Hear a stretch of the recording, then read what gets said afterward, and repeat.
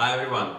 During previous two episodes of PCF Academy, I gave an introduction on how to start developing own PCF components and how to work with the manifest file.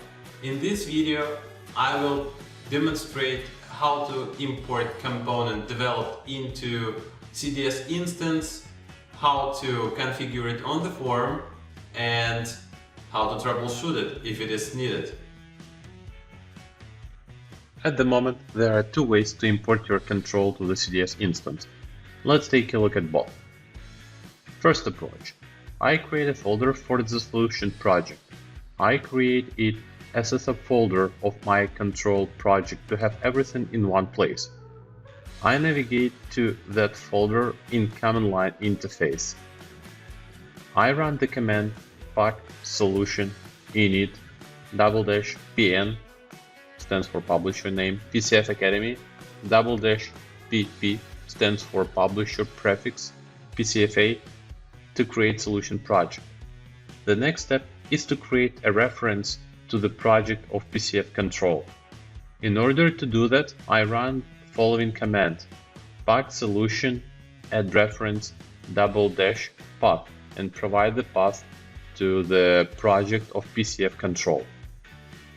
To build the solution, I run the command msbuild \t build \restore.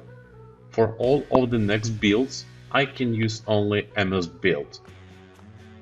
If everything is right, the solution file will be available in subfolder bin debug.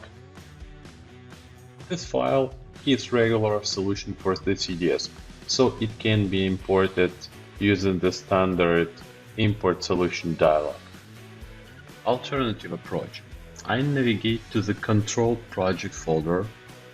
I create an authentication profile using the command pack auth create --URL and URL of my CDS instance. I enter my credentials into login dialog to enable connection to the CDS instance. Once it's created, the profile can be reused. To list all of the profiles created, I can use the command pack auth list.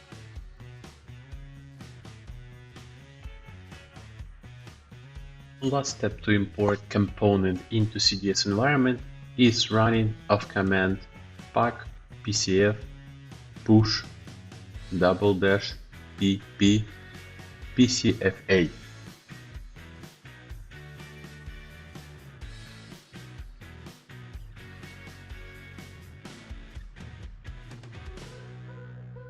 Here is what I do to add and use the control on the form.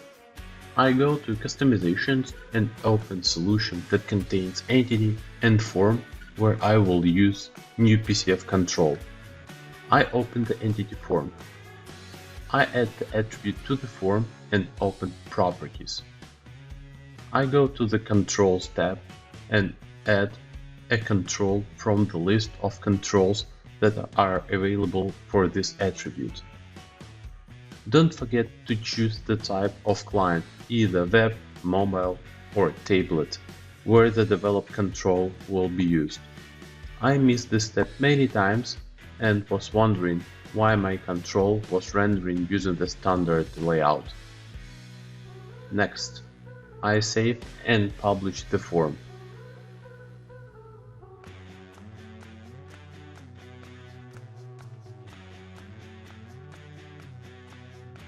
And now, showtime! I refresh the form and see that attribute account name was rendered using my custom control. Here is what I do if I need to troubleshoot my control. I run my browser's developer tools. Using keys combination Ctrl+Shift+F, I access search and enter the name of my control inside of the search box and hit enter. I have to mention that for other browsers this combination may be different. I choose my control from the search result window, set the breakpoint and wait for it to be hit. Either refer to the form when I want to troubleshoot the init method, or change one of the control properties when I want to troubleshoot update view. In the next video, I will demonstrate how to use external libraries like jQuery inside the code of Control.